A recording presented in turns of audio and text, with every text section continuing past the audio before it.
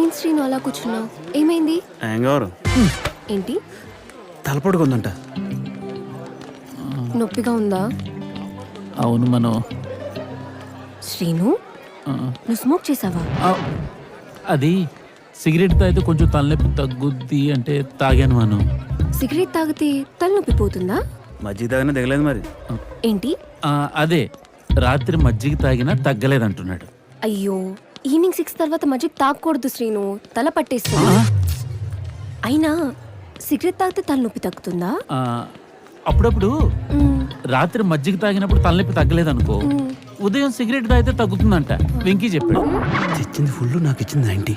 అప్పుడప్పుడా? అప్పుడప్పుడు. అయినా సిగరెట్ తాగడం బ్యాడ్ హ్యాబిట్ కదా శ్రీను, మానేయచ్చు కదా. మానేశాను మనం.